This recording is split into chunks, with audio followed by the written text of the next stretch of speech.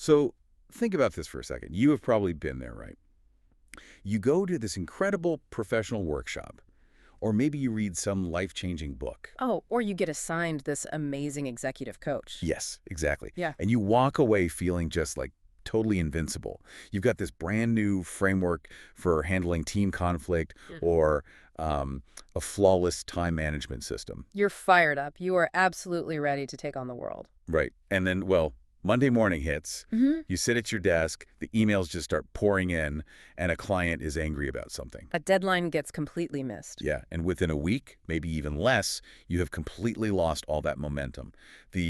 The binder full of brilliant notes just gets shoved onto a bookshelf. It's so true. You're right back in your old comfort zone doing things exactly the way you always have. It is a massive systemic failure of professional development.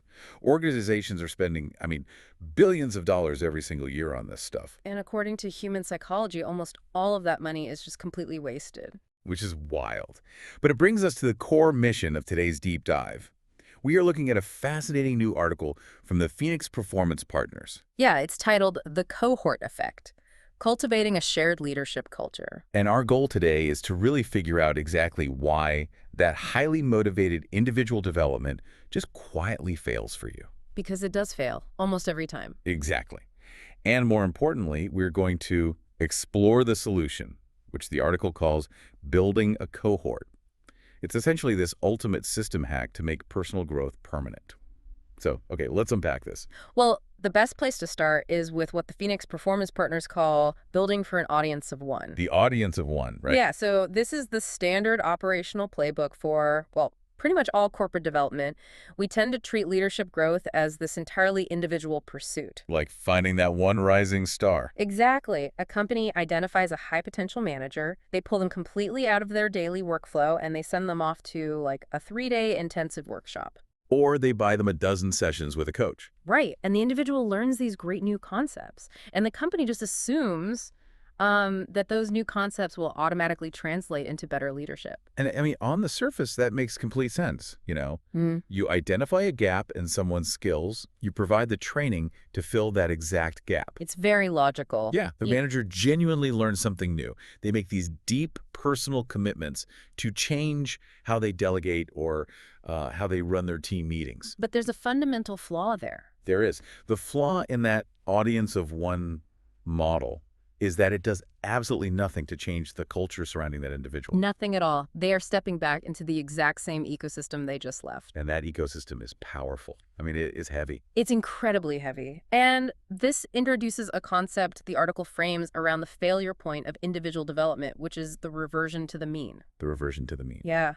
When that manager gets dropped back into their unchanged culture, they are immediately confronted by all the old pressures. Right, the stressful deadlines. The specific office politics, the deeply entrenched communication styles of their peers. All of that is just waiting for them on Monday morning. Oh, man. And the new language they learned at the workshop, nobody else speaks it. Exactly. Their new commitments weren't witnessed by their team, so there's, no external expectation for them to actually follow through. Let's dig into the psychology of that reversion to the mean, because I think it is so easy to view that slide back into old habits as like a failure of willpower. Oh, people beat themselves up over it all the time. They do. They think, I just lack discipline. But there is a real underlying mechanism at play here. There is a deep evolutionary psychology behind why we revert to our default behaviors. Because under pressure, the human brain is basically just seeking to conserve energy. Right. It wants the easy route. Always. When you are stressed, like when that inbox is overflowing and a client is threatening to pull their account, your brain experiences cognitive overload. So it just shuts down the higher level stuff. Basically, yeah. It instinctively shifts away from high-effort, conscious processing. It just defaults right back to automatic neural pathways. Because automatic feels safe. Exactly. You do not reach for the brand new, highly complex conflict resolution framework you barely know how to use.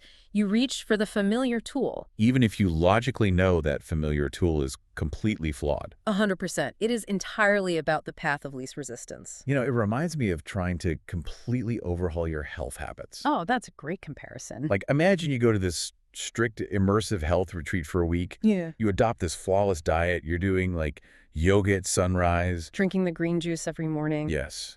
You feel physically amazing. Eh. But then, you come home to your apartment, and your kitchen pantry is still packed with highly processed junk food. And you live with roommates who order greasy takeout every single night. Right. You might rely on sheer willpower to hold out for a day or two. You're meal prepping your little salads while they're eating burgers right next to you. Which sounds miserable, honestly. It is. And eventually you're exhausted from a long day at work. Your willpower is just depleted. And the friction of making a separate healthy meal is just way too high. So you grab a slice of the pizza. You are going to eat the pizza every time. The environment always wins. The environment always wins because it dictates the friction required to execute a behavior. Yeah. There is this brilliant quote from the text that captures this dynamic perfectly. The authors state, we don't rise to the level of our intentions, we fall to the level of our environment. Oh, wow.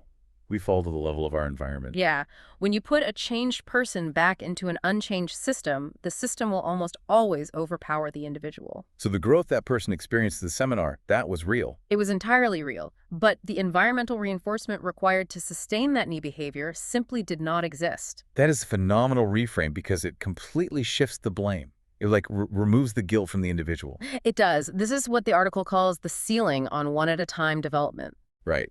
There's a hard limit to how much you can grow when you are the only one in your ecosystem attempting to change. Which means, logically, if the environment is the enemy of individual change... We have to figure out how to hack the environment itself. Exactly. Which brings us to the antidote proposed by the Phoenix Performance Partners, which is the cohort. The cohort. Yeah. And they frame this up with a really fitting maxim. If you want to go fast, go alone. If you want to go far, go together. I love that. So how do they define a cohort in this context? Well, a cohort is a group of leaders who learn together over an extended period.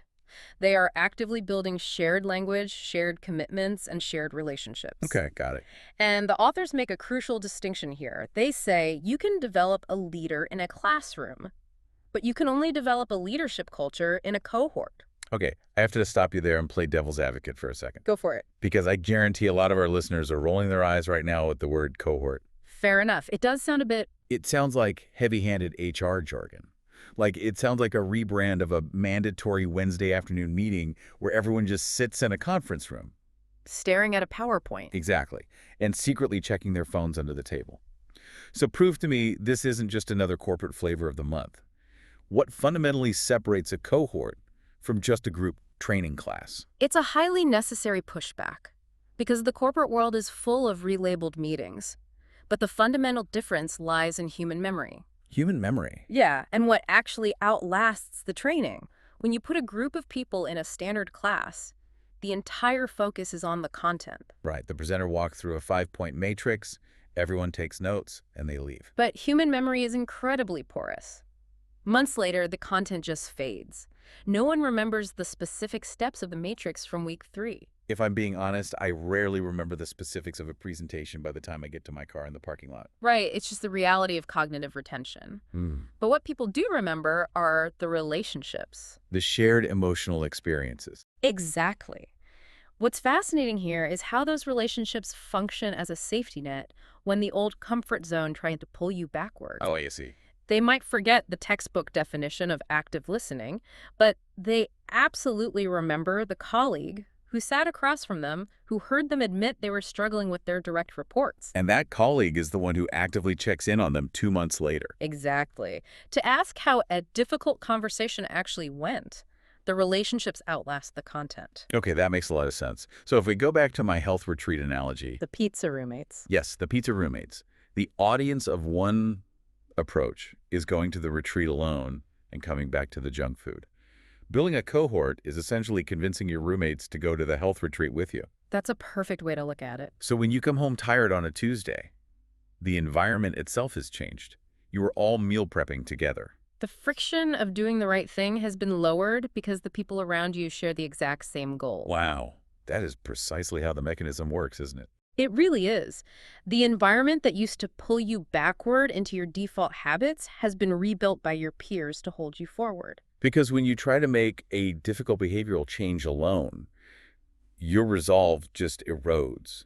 It erodes under the pressure of the daily grind.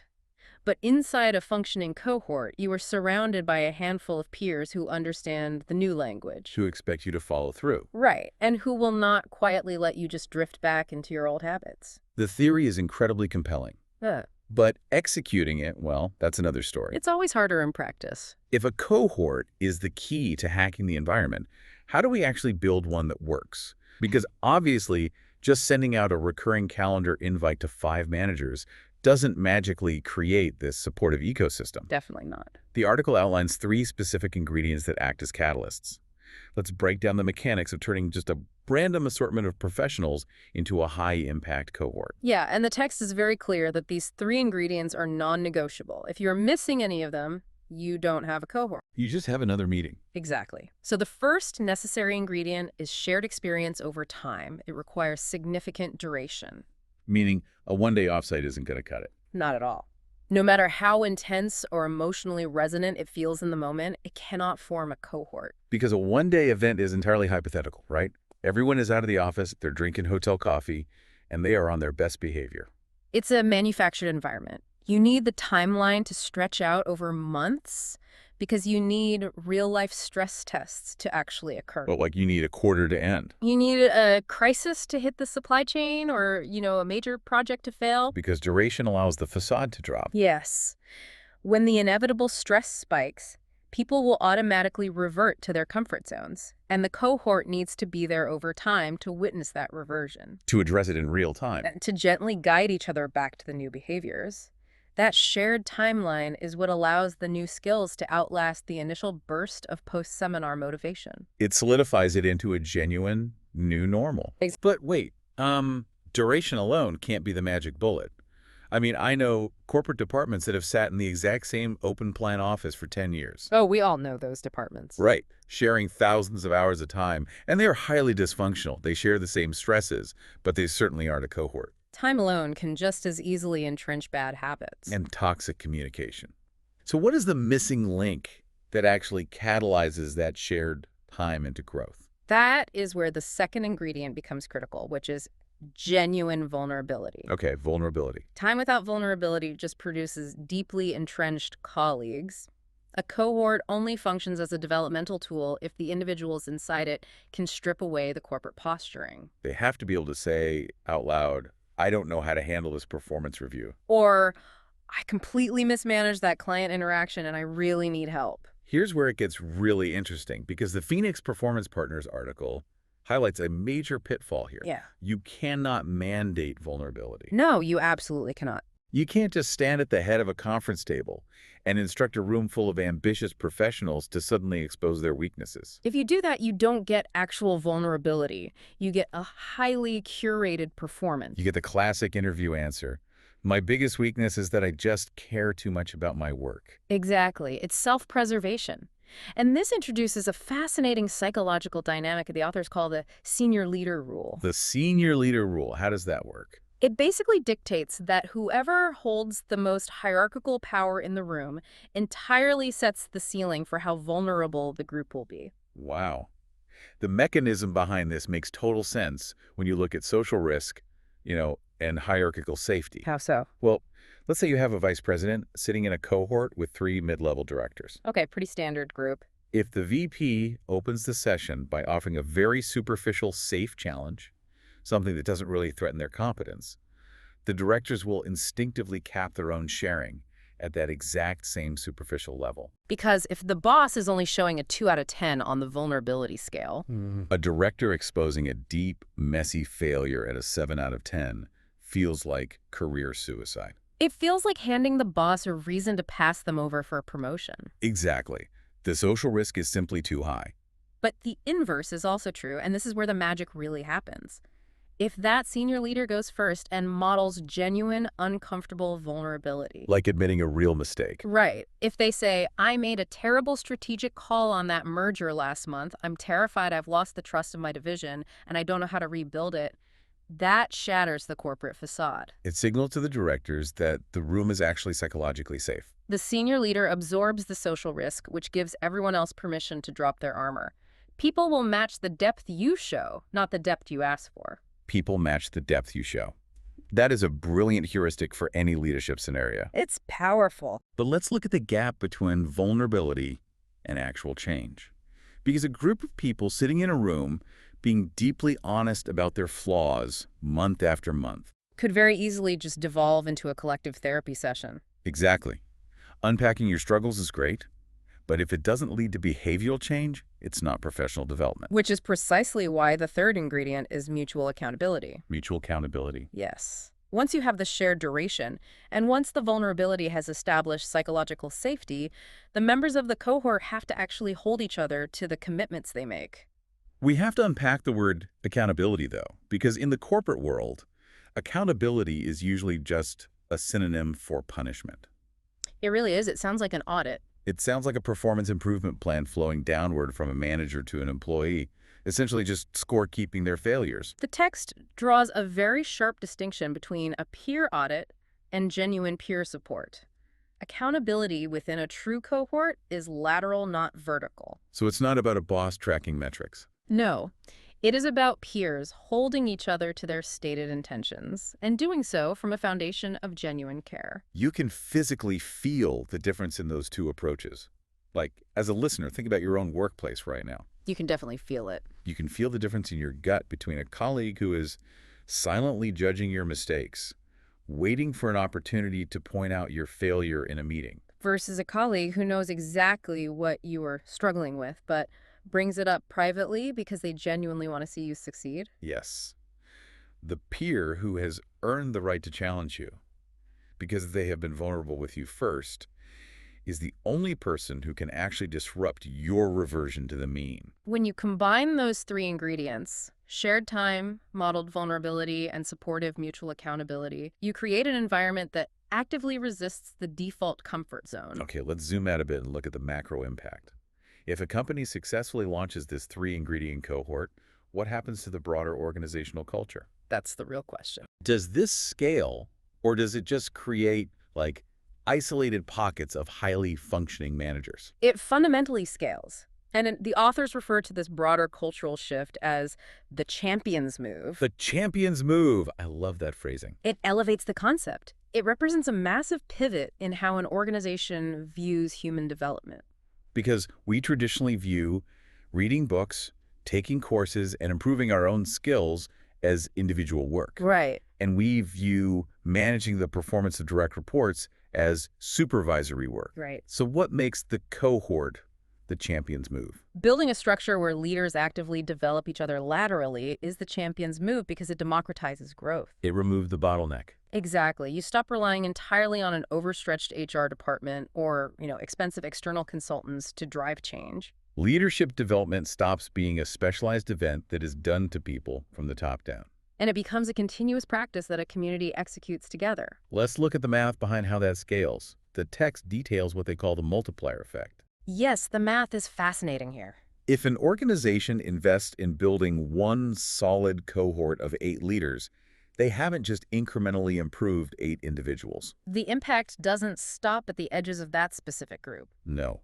So if we connect this to the bigger picture, each of those 8 leaders oversees their own teams, projects, and cross-functional relationships. They carry the shared language, the heightened emotional intelligence, and the habits of supportive accountability out of the cohort and directly into their daily interactions. They start modeling vulnerability with their own direct reports. It's the ripple effect in action. The very thing that used to defeat individual growth, the rigid, unsupportive environment, slowly begins to thaw and transform because the key nodes in that network have changed how they behave. Over time, that single cohort of 8 people alters the working environment for everyone those 8 people interact with. And that leads to the ultimate organizational goal. You eventually reach a tipping point where the culture itself provides the reinforcement. Yes. The next time a new manager goes to a seminar and comes back fired up with new ideas, they don't hit a brick wall of apathy. They return to an environment that understands their new language and actively supports their integration of those skills. It changes everything. So, what does this all mean for you, the listener? We've explored the psychology of why solo development fails and the mechanics of how a cohort hacks the environment. But the real beauty of the Phoenix Performance Partners research is its immediate utility. Yes. Right. You do not have to wait for your organization to adopt this philosophy. You can start building your own cohort this week. The barrier to entry is entirely within your control. You don't need a budget, you don't need a polished curriculum, and you certainly don't need executive permission to talk to your peers. Here is the exact action plan derived from the article. Step 1. Identify 3 to 5 leaders, peers, or colleagues in your professional network who possess a genuine desire to grow. Keep the group small to maintain intimacy. Step 2. Invite them to a recurring conversation. A dedicated hour once a month is plenty of time to start building that shared duration. Step 3. Pick one real, tangible business challenge to work through together. Avoid abstract leadership theories. Focus on a messy, real-time problem someone is currently navigating. And finally, step 4, which is the most critical piece of the puzzle. In that very first session, you have to take the champion's move. You have to go first. You must absorb the social risk to create safety for the group. State out loud something you are genuinely struggling to execute. Model the vulnerability. Your willingness to expose your own work in progress is the catalyst that transforms a group of coworkers into a true cohort. It is a profoundly practical framework, but before we close out this deep dive, there is one final layer to consider. What's that? We have spent this entire conversation analyzing the cohort through the lens of professional leadership and corporate culture. But the underlying behavioral psychology we've discussed applies to every facet of human interaction. The need for an environment that supports our intentions doesn't magically disappear when we clock out of work. Oh, wow. That is a phenomenal point. The reversion to the mean applies to our health, our finances, and our personal relationships. Precisely. Take a moment to audit your personal life. Analyze your friend groups, your family dynamics, the communities you spend your weekends with. Ask you some hard questions. Are the informal cohorts you naturally surround yourself with actively pulling you forward? Are they holding you accountable with genuine care?